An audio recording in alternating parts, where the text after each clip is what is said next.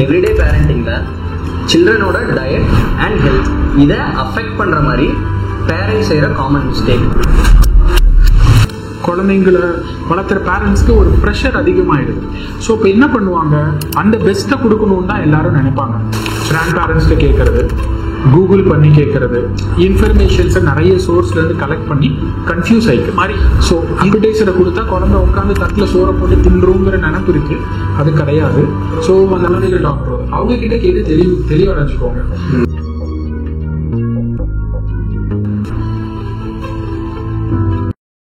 Everyday பேரண்டிங்ல சில்ட்ரனோட diet and health இதை affect பண்ற மாதிரி பேரண்ட்ஸ் செய்யற காமன் மிஸ்டேக். அவங்க டயட்ல இருந்தாலும் சரி, ஹெல்த்ல இருந்தாலும் சரி, எவ்ரிடே பேரண்டிங்ல அது அவங்களுக்கு அறியாமையே என்ன மாதிரி மிஸ்டேக்ஸ் வந்து தே யூஸ் டு டூ, அவங்களுக்கே தெரியாம. எல்லா பேரண்ட்ஸும் ஒன்று என்ன நம்ம ரொம்ப நல்லா புரிஞ்சுக்கணும்னா, எந்த பேரண்ட்டும் நம்ம பண்ணுறது குழந்தைக்கு தீங்கா போய் முடியணும்னு நினைக்கிறது இல்லை. They want the best for their child. அவங்க பெஸ்ட்டாக கொடுக்கணும், எல்லா குழந்தையும் அவங்க பெஸ்ட்டாக வளர்த்தணும், எல்லா விதமும் அவங்களுக்கு என்ன பெஸ்ட்டு கொடுக்க முடியுமோ அந்த பெஸ்ட்டை கொடுக்கணும்னு தான் எல்லாரும் நினைப்பாங்க.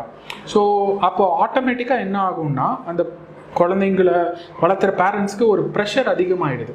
ஸோ இப்போ என்ன பண்ணுவாங்க, அவங்க யார்கிட்ட போய் அட்வைஸ் கேட்கணும்னு ஒரு கணக்கு இருக்குது.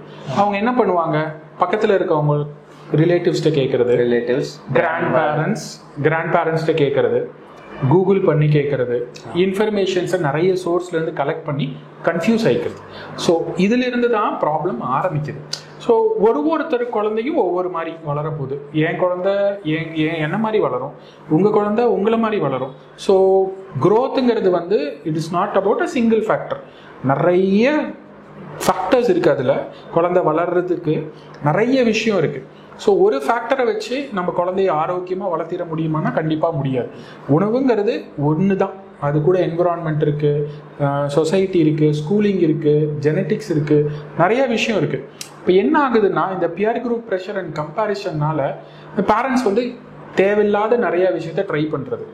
எது நம்மளுக்கு ஈஸியாக வீட்டில் எளிதாக பண்ணி கொடுக்க முடியுமோ அதை விட்டுவிட்டு நிறைய அவங்க குழந்தைக்கு அதை கொடுத்தாங்க, இவங்க குழந்தைக்கு இதை கொடுத்தாங்க, அந்த டாக்டர் அந்த குழந்தைக்கு மல்டிவிட்டமின் சிரப் கொடுத்தா, பசி மருந்து கொடுத்தாங்க, ரொம்ப போட்டு குழப்பிக்கிட்டு நிறைய விஷயத்த ட்ரை பண்ணுறது. இங்கே தான் பிரச்சனையே ஆரம்பிக்குது. ஸோ எல்லா குழந்தையும் ஒரே மாதிரி விருப்பாக எல்லா உணவும் சாப்பிடாது. எனக்கு ஒரு விஷயம் பிடிக்கலாம், உங்களுக்கு ஒரு விஷயம் பிடிக்கலாம். நான் சாப்பிட்ற விஷயத்த நீங்கள் சாப்பிடுங்கன்னு உங்களை கட்டாயப்படுத்த முடியாது. எனக்கு 2 இட்லி சாப்பிட்டா போதுமானது அளவாக இருக்கலாம், உங்களுக்கு 1 இட்லி சாப்பிட்டா போதுமானது அளவாக இருக்கலாம். நான் என்ன மாதிரியே நீயும் சாப்பிடணும் அப்படின்னு நான் கட்டாயப்படுத்த முடியாது. அதே தான் குழந்தைங்களுக்கும். ஃபஸ்ட்டு குழந்தைக்கு என்ன மாதிரி உணவு கொடுக்கணும், எப்படி கொடுக்கணும்னு யார்கிட்ட நீங்கள் கேட்டால் கரெக்டாக இருக்கும்னா உங்கள் பீடியாட்ரிஷியன், இல்லை உங்களுக்குன்னு இருக்கிற ஃபேமிலி டாக்டர். அவங்க கிட்ட கேட்டிங்கன்னா ஒரு கரெக்டான அணுகுமுறை, எப்படி உணவு கொடுக்கணும், என்ன கொடுக்கலாம், என்ன கொடுக்கக்கூடாதுங்கிறத அவங்க கிட்ட டிஸ்கஸ் பண்ணுங்க. கண்டிப்பாக எல்லா பேரண்ட்ஸும் என்ன கேட்டால் இதை பண்ணணும். நிறைய பேரண்ட்ஸு மல்டிவிட்டமின் கொடுக்கறதுலையும் ஏதோ மேஜிக் மாதிரி அப்பிடைசரை கொடுத்தா குழந்தை உட்காந்து தட்டில் சோறை போட்டு தின்றுங்கிற நினப்பு இருக்குது, அது கிடையாது. ஸோ அந்த அப்பிடைசர் கொடுக்கறது, மல்டிவிட்டமின் கொடுக்கறதுலாம் நிறுத்திட்டு எப்படி குழந்தைக்கு கரெக்டாக உணவு கொடுக்கறது, என்ன பழக்க வழக்கங்களை நம்ம குழந்தைக்கு கொண்டு வரது, இதை நீங்கள் உங்கள் பீடியாட்ரிஷியன்ட்ட உட்காந்து கேட்டிங்கன்னா கண்டிப்பாக உங்களுக்கு ஒரு பெட்டர் ஐடியா கிடைக்கும். இப்போ எல்லாரும் சொல்கிறதெல்லாம் தப்புன்னு நான் சொல்ல வரல, அவங்க கிட்ட இருந்தும் நல்ல விஷயங்கள் இருக்கும். கரெக்டான விஷயத்தை எடுத்துக்கோங்கன்னு தான் சொல்கிறேன்.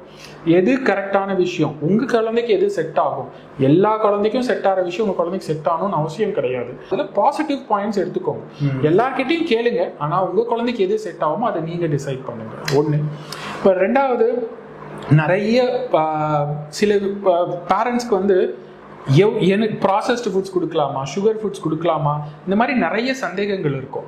இந்த சந்தேகங்கள் எல்லாம் நிவர்த்தி பண்ணக்கூடிய கரெக்டான பர்சன்னு பார்த்தீங்கன்னா உங்களோட ஃபேமிலி டாக்டரோ குழந்தைகள் டாக்டரோ தான். அவங்க கிட்ட கேட்டு தெளிவடைஞ்சுக்கோங்க.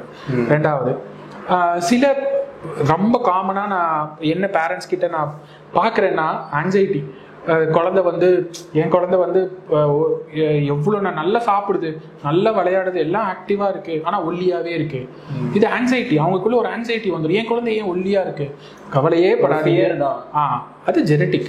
சில விஷயம், சில பேரண்ட்ஸ் லீனாக இருக்காங்களா, அவங்க சின்ன வயசில் எப்படி ஜெனட்டிக்காக லீனாக இருந்தாங்களோ அந்த பேட்டர்னை குழந்தைங்க ஃபாலோ பண்ணுறதுக்கு நிறைய வாய்ப்பு இருக்குது. ஸோ நான் ஒல்லியாக இருந்தேன், என் குழந்தையும் ஒல்லியாக இருக்குது அப்படிங்கும்போது சில பேராமீட்டர்ஸை பேரண்ட்ஸ் பீடியாட்ரிஷியன்ஸ் பார்ப்பாங்க. இப்போ சில பிஎம்ஐன்னு சொல்லுவோம், மிட் பேரண்டல் ஹைட்டுன்னு சொல்லுவோம். இந்த மாதிரி நிறைய பேராமீட்டர்ஸ் இருக்குது. இதை மெஷர் பண்ணுவோம். இதை மெஷர் பண்ணி உங்கள் ஃபேமிலி சைக்கிள்குள்ளே இந்த குழந்தை வளர்ச்சி செட் ஆகுதா அப்படிங்கிறத அனலைஸ் பண்ணுவோம். இது செட் ஆகுதுன்னா இதை பற்றி நீங்கள் கவலைப்பட தேவையே இல்லை.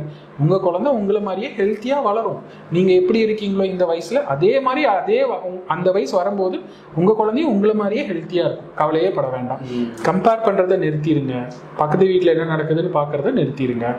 உங்கள் குழந்தை வளர்ச்சியை உங்கள் பீடியாட்ரிஷியன் உங்கள் ஃபேமிலி பேஸ்ட் சைக்கிளோட செட் பண்ணி கொடுப்பாரு.